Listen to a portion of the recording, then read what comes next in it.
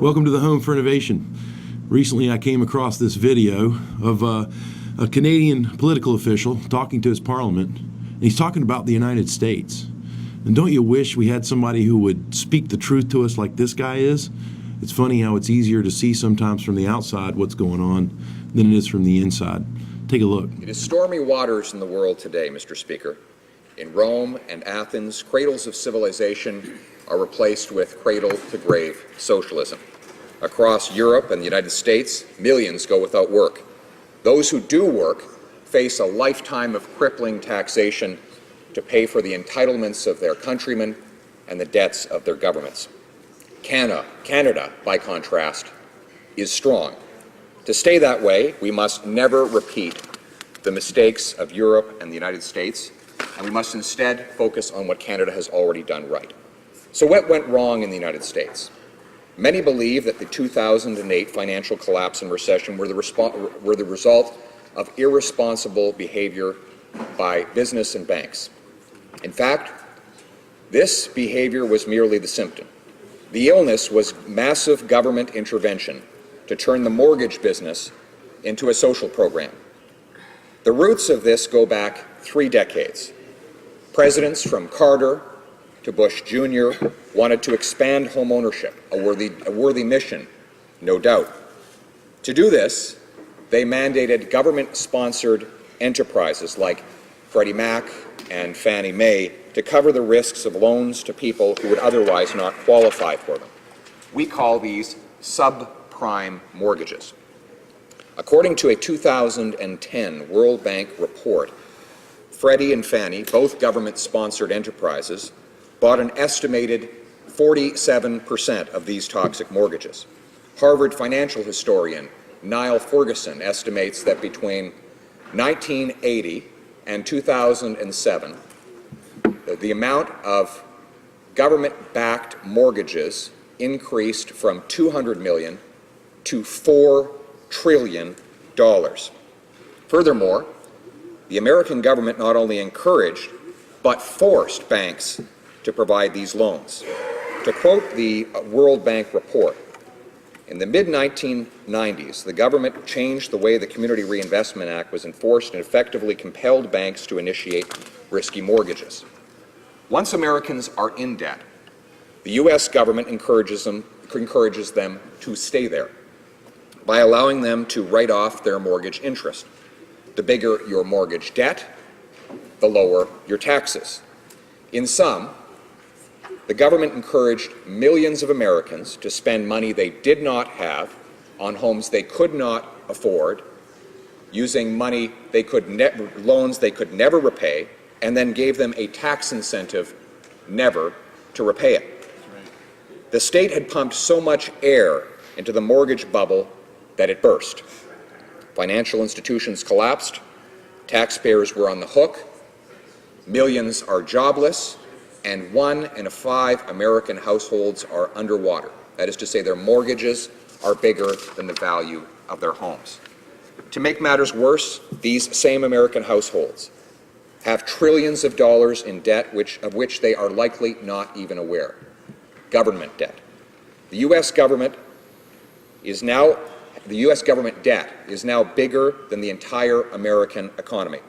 This is household debt, as families will need to repay it on their tax bills with interest now or later. According to the U.S. Treasury Department website, mainland China holds $1.1 trillion of it. To quote Mark Stein, if the People's Republic carries on buying American debt at the rate it has in recent times, then within a few years, U.S. interest payments on that debt will be covering the entire cost of the Chinese armed forces. Imagine, through debt interest, soon American taxpayers will be funding 100% of the Chinese military. Stein points out, according to the Congressional Budget Office, by 2020, the United States government will be spending more annually on debt interest than the total combined military budgets of China, Britain, France, Russia, Japan, Germany, Saudi Arabia, India, Italy, South Korea, Brazil, Canada, Australia, Spain, Turkey, and Israel. Yet if America is jogging off the debt cliff, Europe is sprinting. The European welfare state borrows and taxes to give people stuff they haven't earned.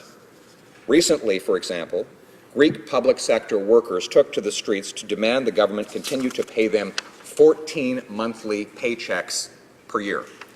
We call this socialism. Margaret Thatcher pointed out that the problem with socialism is that eventually you run out of other people's money. We call that a sovereign debt crisis. Standard & Poor's has now downgraded French and Austrian government debt and further reduced the ratings of 7 other countries in the euro currency bloc.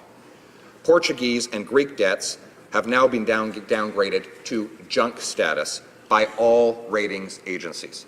To avoid bankruptcy, the Greek government needs to borrow more. Because no one will lend their own money to that country, the European Central Bank must step up and lend 150 billion euro of other people's money. Thank goodness the EU has a bailout fund to prevent government defaults. Too bad Standard & Poor's has downgraded that bailout fund.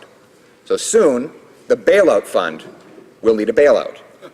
I describe this humiliating American and European experiment with the welfare state because it is precisely the same experiment that the opposition and its union bosses wish to impose on Canada. That's right. That's right. We know where it leads.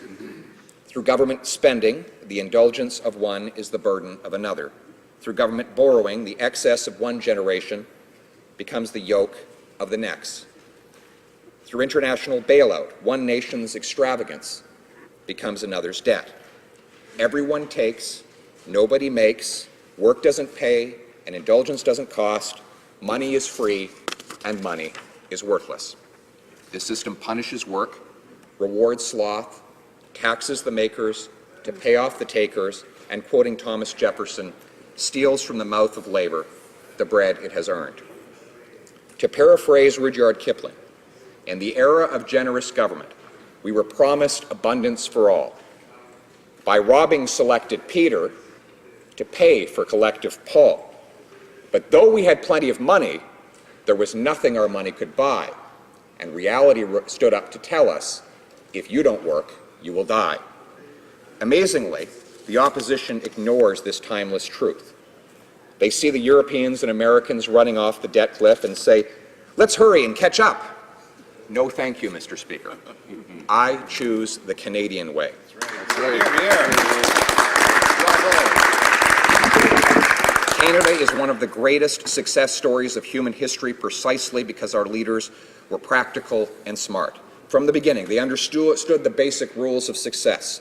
Work hard, pay your bills, spend only what you have, and let free people do the rest. When Prime Minister Laurier declared that the 20th century would belong to our country, he said, and I quote, "Canada shall be the star towards which all men who love progress and freedom shall come." More freedom meant less government. From 1900 to 1910, federal, provincial, and municipal government spending was a combined 9% of Canada's GDP. Today, it is 39%. Low-cost government meant a low-tax nation. To quote the authors of the Canadian Century, Crowley, Clemens, and Veilhouse, Laurier believed that the cost of government, and especially the tax burden, needed always to be kept below the level in the United States so as to create a powerful competitive advantage for Canada. Then, as now, Canada's low-tax plan worked. Quote, "In the first 20 years of the 20th century, our population grew by an unprecedented 2/3. The wheat yields in the prairies by 500%, and exports more than doubled." Mr. Speaker, today we have an economic action plan based on our history.